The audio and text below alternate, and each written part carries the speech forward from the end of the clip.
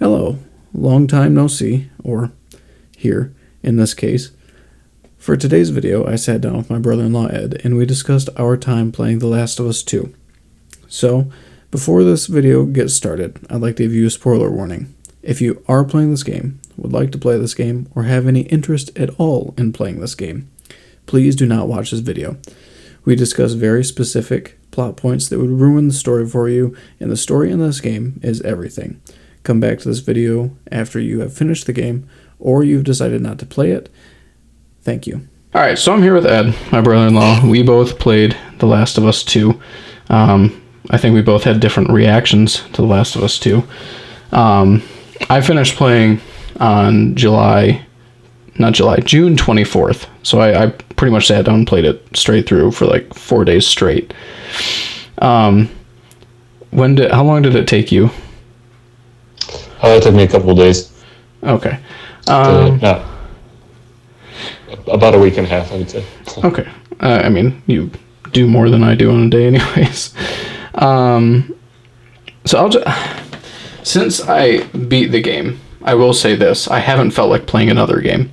I don't know if that's a good thing or it's a bad thing, but any game that I have tried to play since finishing the game hasn't quite done it for me, and I don't know why. Like, I don't know if you've had that experience, but none of the games that I own seem to interest me anymore, and any game that I see on sale also doesn't interest me. So I don't think I've played video games it's been a week now since I've actually played video games. So I will say I shared that sentiment after the first, for sure. Nothing was entertaining to me. The first game? The first The Last of Us, but this one I don't think had quite the same effect on me. So I guess I'll start. Well, let's just start with the big thing, the thing that made everybody hate this game in the first place. What was your reaction to Joel dying? Mine, to be fair, I kind of suspected that it was coming. Right. It was not a surprise. So if you were surprised, then I'm sure you didn't like it too much. The way it all went down, super vicious, super malicious, right? And that set the tone of the whole game. Though I mean, the whole game is centered around, revenge and all this other violence. My question though. You make Joel in the first game super cautious to the point where there would be no surprises whatsoever. Mm-hmm. So for him to be caught so off guard with, a shotgun blast to the leg, and then his eventual bludgeoning, I thought was out of character for Joel. And I think it was kind of a forced, to get a reaction out of the player.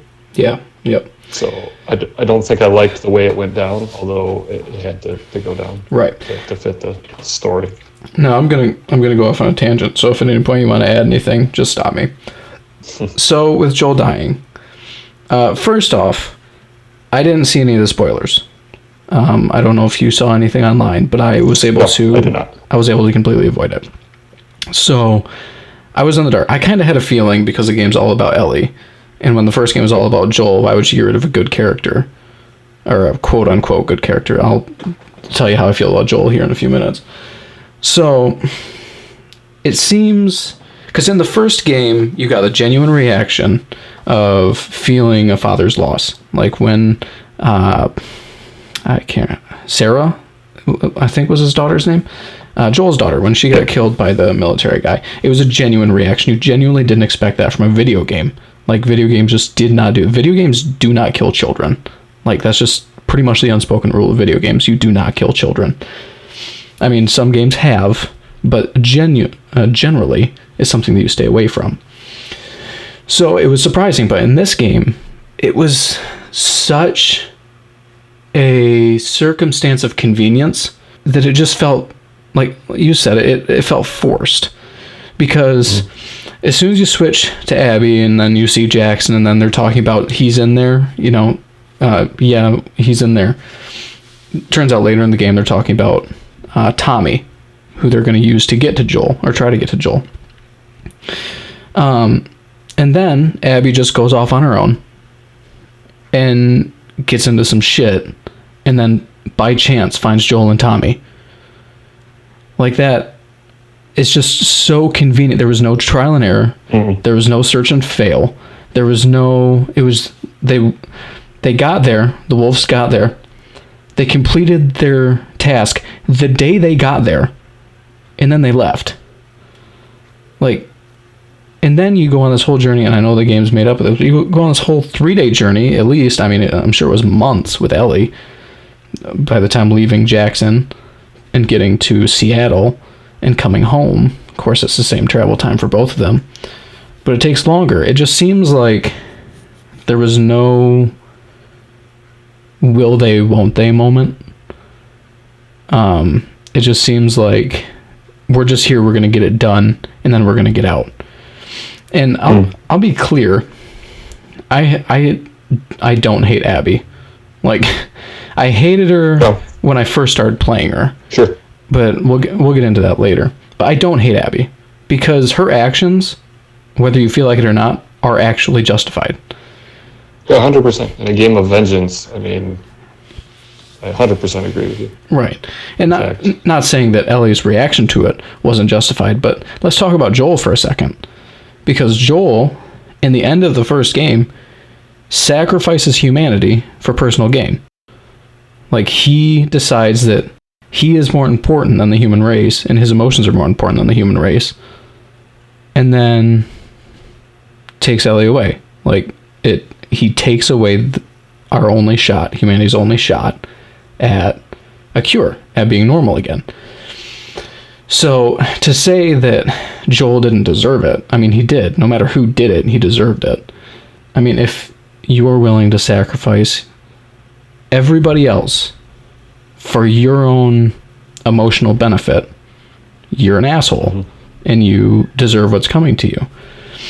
But to be fair, though, like you had pointed out a few minutes ago, he did just lose his child. Right. You know what I mean? And then growing through the story, yeah, clearly, I mean, his first child, we don't know that would have been the cure for all mankind. Right. But at the same time, he might not have been in his right state of mind. You know what I mean? Had, what's-her-face, Sarah, been alive, maybe it could have been a different story. But right. Probably not. Right, and that's fair. I mean, this definitely isn't a game of black and white, but, you know, the way I'm looking at it, especially, I mean, you have to look at it from literally everybody else's point of view.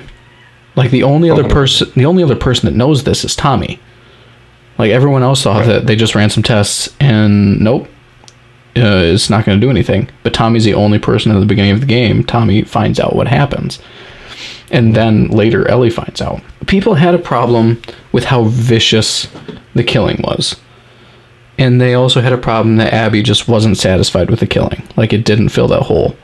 But isn't that... that's revenge, isn't it? Like, no matter how viciously you do something, how much you pursue something to an end, it's not going to be enough. Mm-hmm. And that's kind of the whole premise of this game, is that no matter how hard you pursue revenge, you're never going to be satisfied because it doesn't bring back the person that they lost. You're trying to avenge them. Right.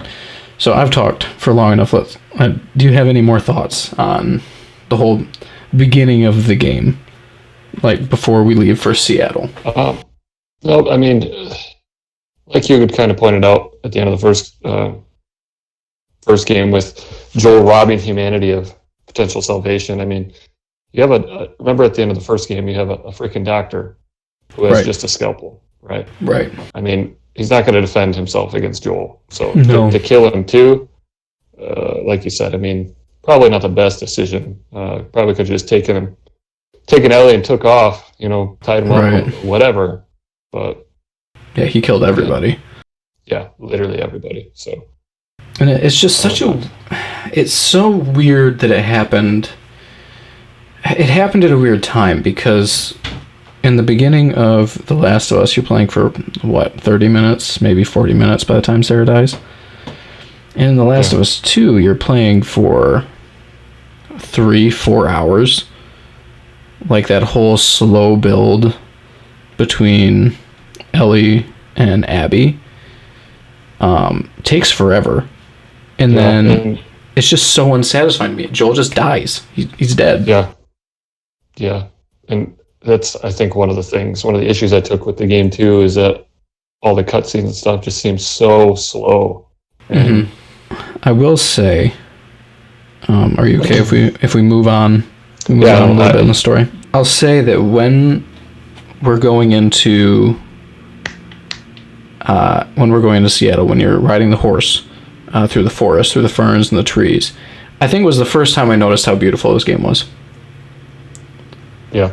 Like, I don't... Of course, you don't have a PS4 Pro like I do, so I don't know if you saw it the same way that I did, because I see it in 4K. When you're coming through, you get to see pretty much one of our first real looks with a AAA game into ray tracing.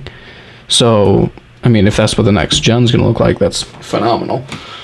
They took such care to... I mean, they kind of dropped us into the relationship between Ellie and Dina. Like, there wasn't... The story was told in such a weird but very well done way where it wasn't just straightforward. Like, things are happening in flashbacks up until the end. Like, literally the very end of the game puts you in flashbacks the day before Joel dies. Like, I think that was done very well, and the pacing of this game killed me. That was this isn't a perfect game because of that. The pacing was so poorly done. Like, it's two games. Like, it's two completely separate games. And that bothered me. And in my opinion, it defeated the motive to play the game. Something that really bothered me, when you first get into Seattle, you find that map, right? And you use it until you find the movie theater, or the theater, and then you never use a map again. That is the last time a map is used. And we have a map. We have, one side is the district that we just so happen to be in, and then the other side is just a full map of Seattle, or the island that we're on in Seattle. Seattle is, I don't know if an archipelago is the proper way to describe Seattle. It's split up around a bay, or this greater Seattle area is. But it's so weird to introduce that mechanic and then take it away, because how many I can't tell you how many times I was walking around post getting to the theater trying to bring up the map, and I just kept bringing up my backpack, and I was getting frustrated because I was like, why isn't this bringing up the map anymore? And then I just figured out there's no map anymore. That's it for the map. That first area, it was misleading to how the rest of the game was going to go, because in that area, you do your puzzles, you plug everything in, you open the gates and whatnot, and then you find your map, and then you go to all these different places looking for gas, and the places are right there. And that, I mean, I don't know, how long do you think it took you to get the gas and leave that area, if you had to guess? Oh, I don't know. Not very long. Did you just kind of beeline it? Yeah, to be fair, I'm not like you. I don't explore shit that I don't want to explore. See, that's the thing with this game, to me. One of the things, I'm not saying this is a bad game, to be clear, but it was one of the things this game did very well. Because normally I'm not a pick notes up and read them kind of person. I'll collect the notes, but I'm not going to read them because most of the time they're just so long, or they're just irrelevant to the story. But in this, I actually did enjoy picking up little notes and reading them. And I searched far and wide every little area because I remembered playing the first game and I never had anything. So I wanted to make sure, at least with Ellie, I made sure that I searched literally everywhere. You probably didn't find the music shop then in that area. In which area? In the beginning area. It's as Ellie. Yeah. I think I went in there. There's In there It's you like find a Pet Shop? guitar. Yeah, something like that. In there you find a guitar. And then Ellie plays like the entirety of Take On Me by Aha to Dina. Like the whole thing, acoustic version. Yeah. Actually, I did find that. Did you? Yeah. But it's just little things like that where I'm like, oh, this is cool, and it's stuff that that you don't have to do, but I felt compelled to do it as Ellie. Like that's kind of where it ended. But I didn't take I probably took 3-4 hours to get the gas and take it back to the generator. Because you got lost in the sauce. Yeah, I just went around, and then every time I bungled up like an encounter, I went to the menu and I restarted the encounter. Like if my cover was blown, I played this game super stealthy. Like I hardly used my guns, and when I did, it was silenced. I always had stuff for silencers. Yeah, mine. I that's not how I roll. You know that. I just go on guns blazing. But it circumstantial. It depended. Yeah. But usually I go on guns blazing.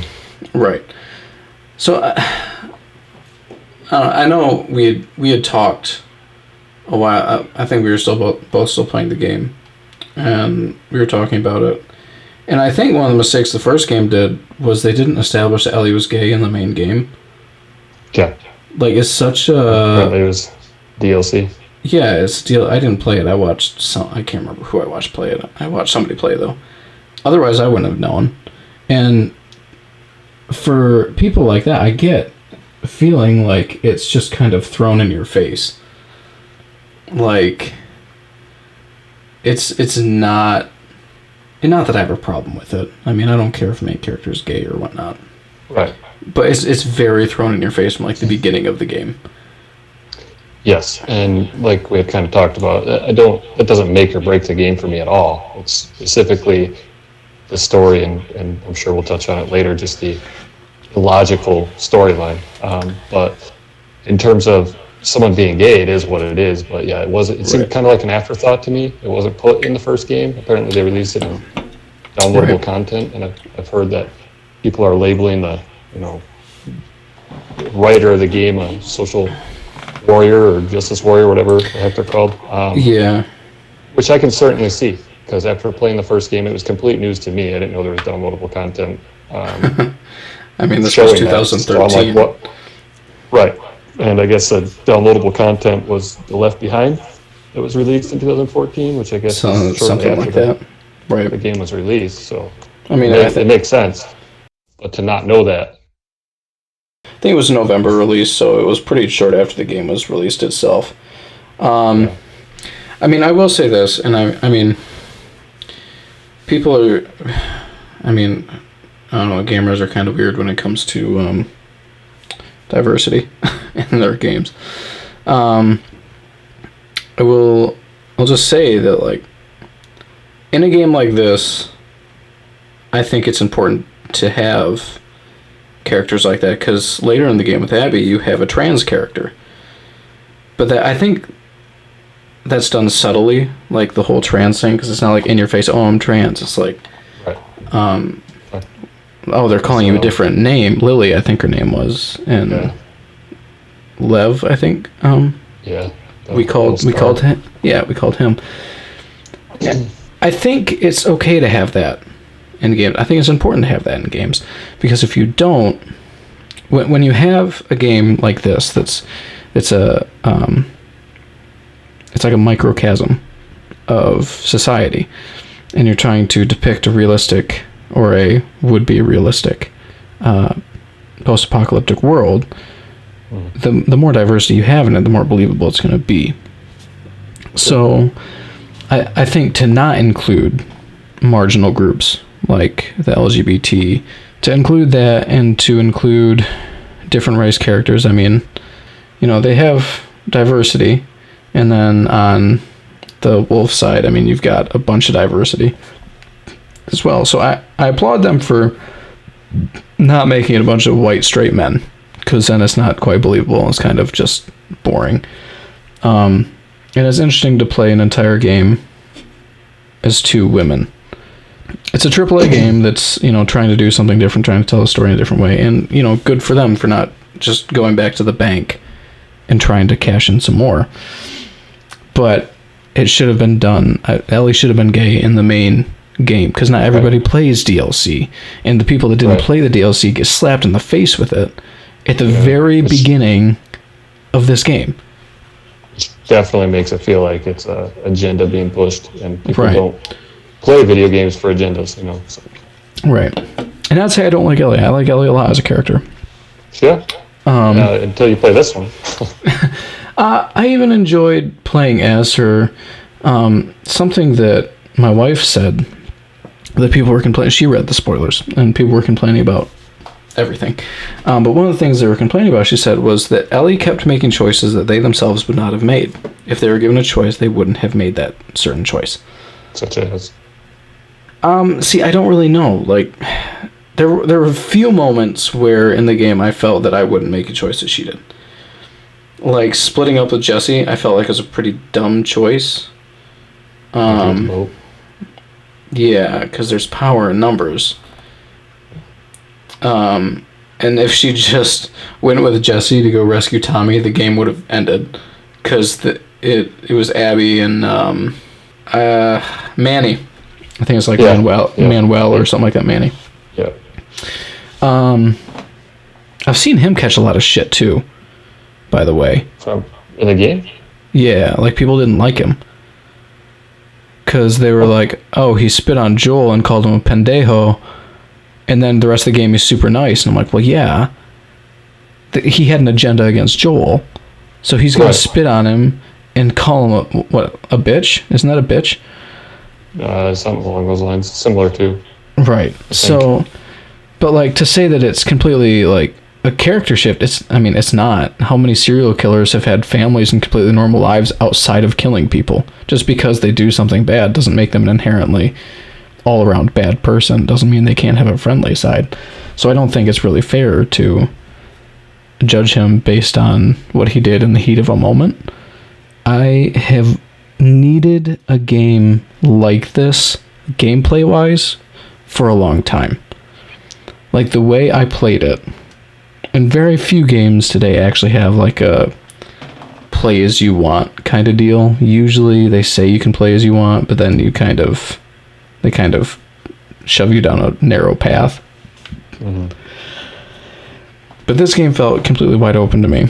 And it might just be because I like stealth. And I found, I don't know if you did, but I found all the skill books, which was weird that there were skill books.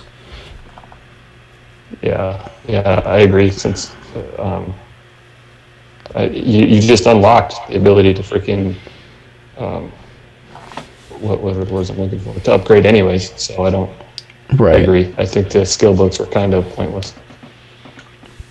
Right, like the whole tree. I don't know, because I found them all, so I don't know if it like just opened up to you later down the line, or if you're just kind of stuck with the original tree if you didn't find any of them. I think you're kind of stuck with the original one because I didn't open up anything that I didn't, I guess, find. That I know of, because I didn't find all the skill books. I know that for sure. Yeah. I mean, like I said, I searched far and wide in this game. This is very rarely have I ever done this in a game, but I felt compelled to in this game somehow, which, again, congratulations to the developers of this game for making somebody, at least one of us who doesn't normally go around and look for everything in a single player game, go around and do that. I built up Ellie just how I wanted her. Like, I put points into things I want, maxed out the stealth tree, and didn't use much more in stealth. Great job, by the way, on them for giving Ellie a knife in this game. Like, Ellie is specifically a knife. Like, there's no reason we should have had to create bone shivs when knives are such a common object in the world. Okay. Like, to say that you're not going to rummage a house and find a knife somewhere. And this is the thing that really made me mad. When you switch to Abby, you've been playing for Ellie for 15 hours. I have stealth killed hundreds of things by this point with my knife. The first... when you had to right. So it wasn't even that. I went to stealth kill a clicker and I got fucked. several times because I had this 15-hour training seminar that I could just kill anything that I wanted to within reason, not like bloaters or anything, but I can kill anything I wanted to with a knife. And then halfway through the game, they take it away from me without telling me. And that's this is kind of where the game lost me. Personally. You get to the end of Ellie's story. Like, you've done everything. You're like, great. I'm finished. I'm going to watch how this plays out. I'm going to see if Ellie dies. I'm going to see if Abby dies. How does this play out? So you get to the point where Abby has a gun in Ellie's face. And then the game starts over. Yeah. Completely. And to be fair, I mean, that would have been fine had they have given us a choice at the end. You know what I mean? To play. The ending was so illogical, especially because they did that you're referencing. They made us play a whole nother game. I think they really screwed themselves. And that right there is the reason I don't care too much for the storyline of the game. Right. And, like, I am a very story-oriented person. I love telling stories. I love listening to stories. I love crafting stories. So I understand, from a story perspective, where they're going with this. Like, this, I mean, most stories, you've got your peak and then your fall. This game has, like, 4. Yeah. And, it's multiple games in one. Right. And I get, like, I understand what they're going for. I understand that they want us to see both sides. I get that, and I appreciate it, because this truly is a game without a hero. Like, there's no good guys in this game at all, because from anybody's point of view, the other side's bad. And I mean, that's true in other games, too. Go ahead with what you're going to say. I was just going to say, here's what I do like about it, is that you're living in, a post-apocalyptic world that's undone, by violence and all this other stuff. Both stories, you're at war, basically, with other factions and things like that. It's tribalism. Out of the 2 different games, not games, but storylines. Right. I think, in my opinion, Abby's storyline was better. Yeah. I enjoyed playing that one a lot more than I enjoyed playing Ellie's. See, I think, I don't know, that's hard for me. I did enjoy playing as Abby. And I don't care that people are so mad that Abby's so ripped. Like, there's a lot of ripped women in the world. Yeah, but realistically, I mean, how many years after the apocalypse is this? Like 20-ish? So, because, like, it's been Ellie's, I think, whole life. So, 15, 20 years. So, in that time, you don't have the modern comforts. You have to do everything yourself. So, of course she's going to be ripped. Everybody would be ripped. Because you have to be. You have to do all the hard manual labor. So, to be mad because there's a strong, like, physically strong woman in a game, I think people just fished for things to be mad about, because I agree.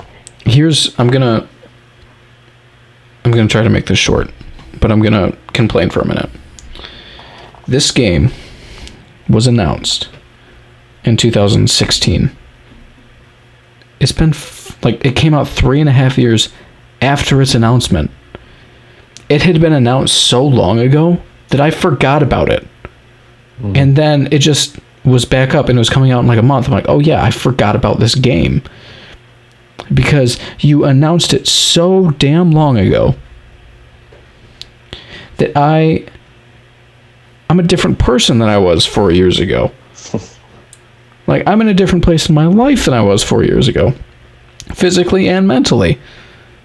So to announce a game and expect me to stay excited and anticipate this game for 4 fucking years is absurd. Announce it a year before it's coming out. You're almost done with it. You're in post-production by a year. Announce it then. Start doing the campaigns for it then. 18 months if you have to, but not 4 years. Mm-hmm. And then keep pushing it back every time your deadline ends.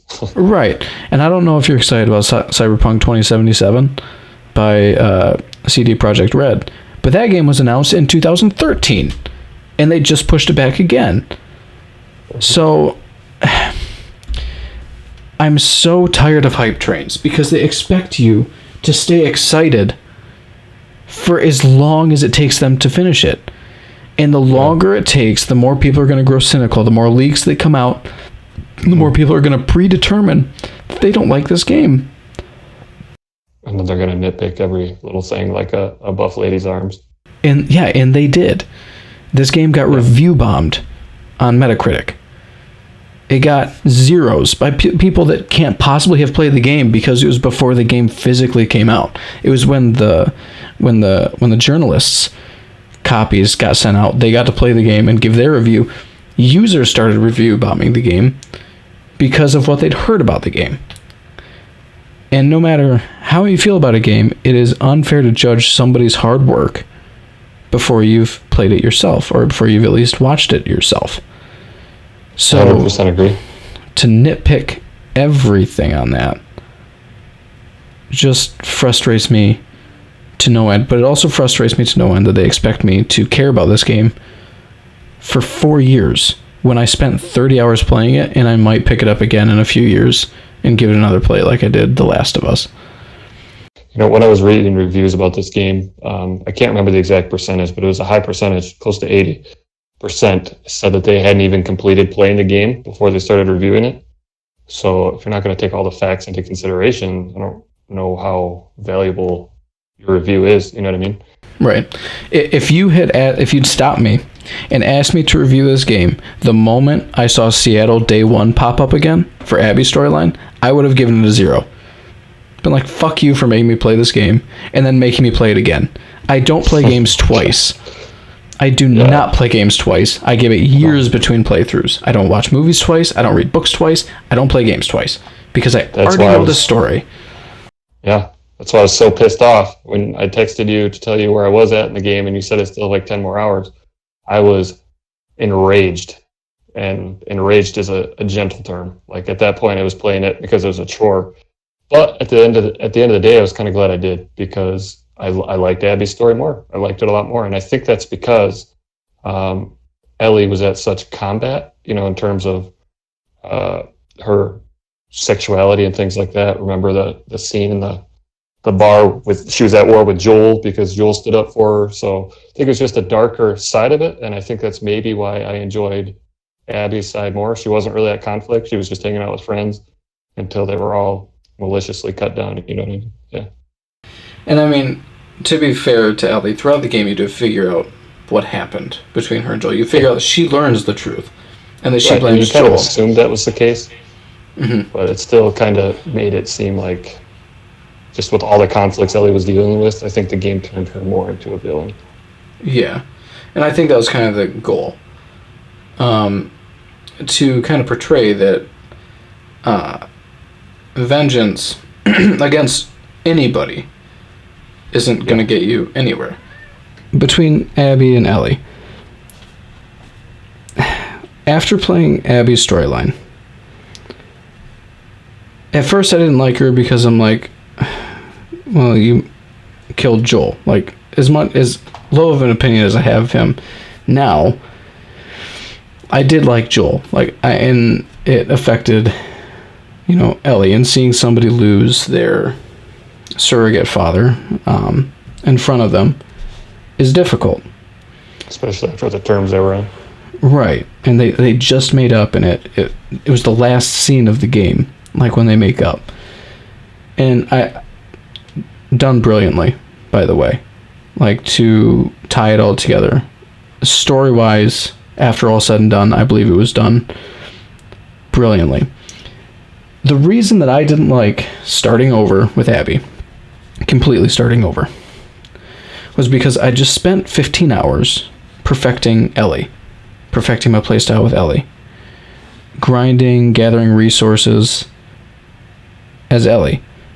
So then they threw me into Abby. And Abby's back at square one. Yep. How...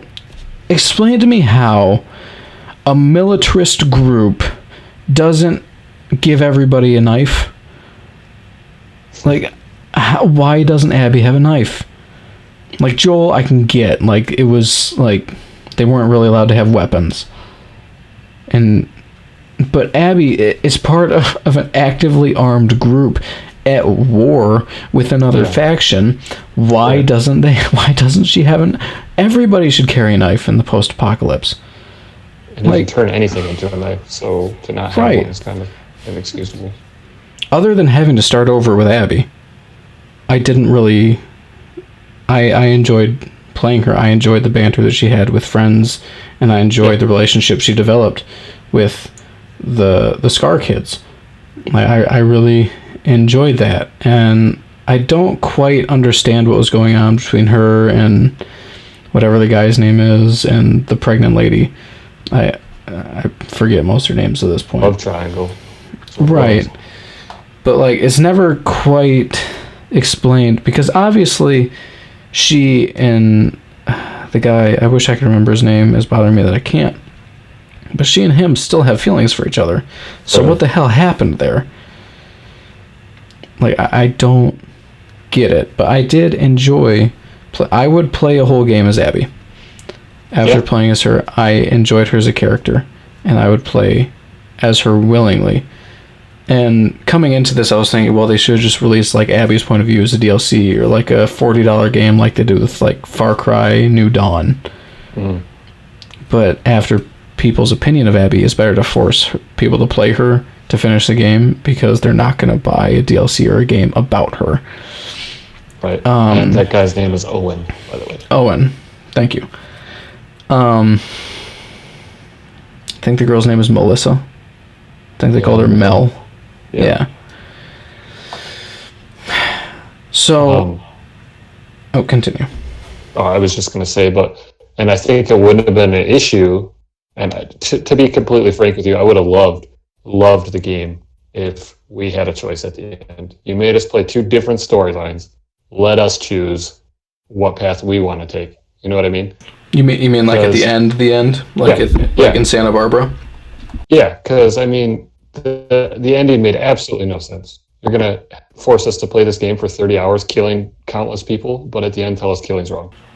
Right. That's essentially what it comes down to. That is weird. And to be fair, at the end, I would have chosen to let Abby go.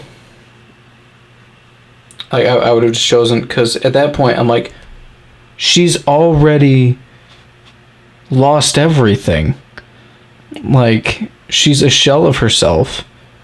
She's probably, like, if it weren't for you, Ellie, she would have died anyways. So either leave her there, or let her go. Yeah. Go ahead. Continue. I was just going to go on another rant, but you can go ahead and... I think, for me, if I'm doing that game, I think it would have been a different ending entirely. Like, you make us play two different points leading up to the same point, right?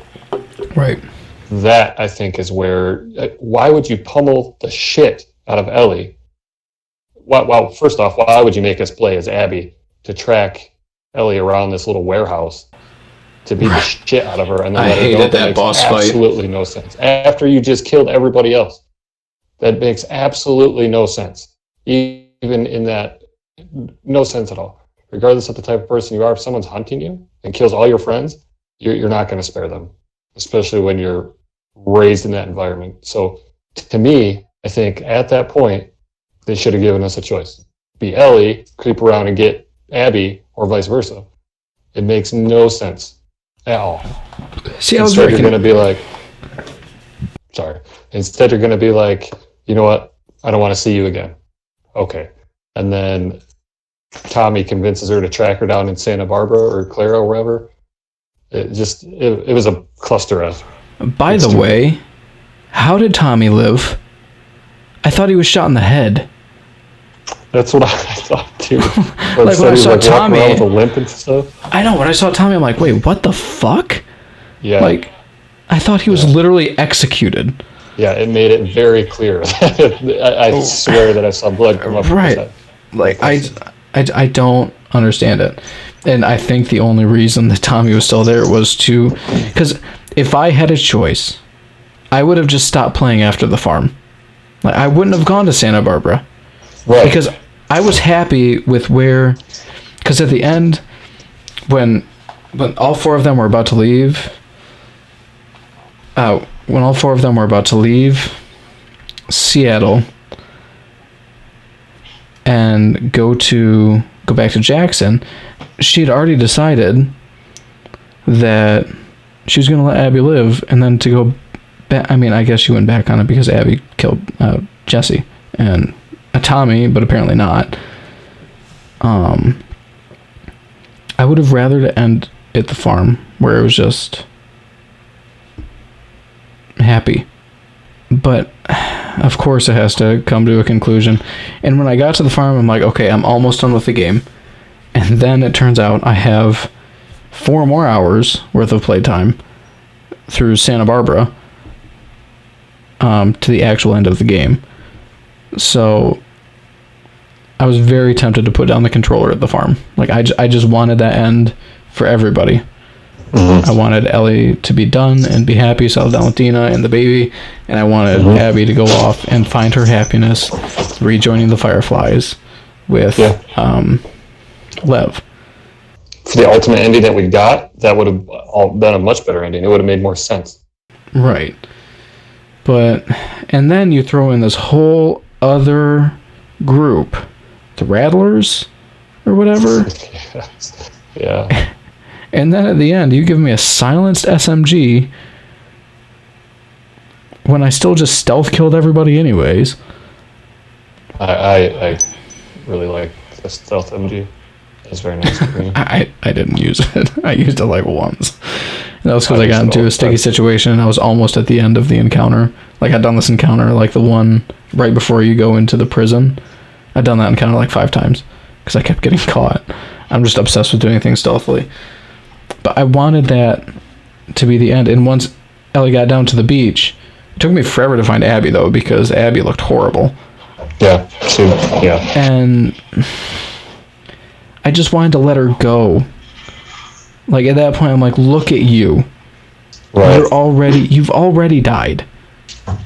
Like, you've already accepted death, and at that point, there's nothing left of anybody. I did like the poetic nature of it all, that, like, seeing Joel again, like, seeing the last time she saw Joel, made it realize that even if I actually kill this woman, he's gone.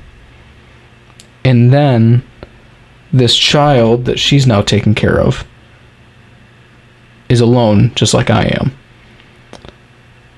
That was my takeaway of it. She decided that in the end, I'm tired of killing. Which makes no sense. I get what you're saying. Yeah, I know. I mean, technically, you can probably get through this game without killing anybody except for the targets. Yeah, yeah. So, to say that she's a murdering machine because I made her a murdering machine.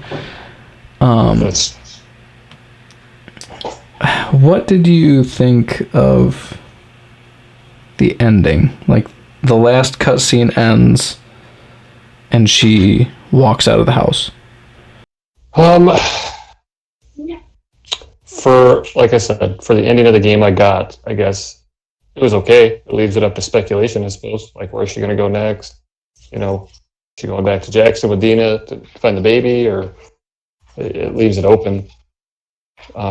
So in that regard, it was okay. But like I said, up to that point, like, I just felt like I was already in a bad mood having to play the rest of it. So. I know. I was so tired by the end of it. Same. I sat through all the credits. I wanted there to be a post-credit scene, but there was not. Mm-hmm. I wanted some sort of closure, but there was no closure.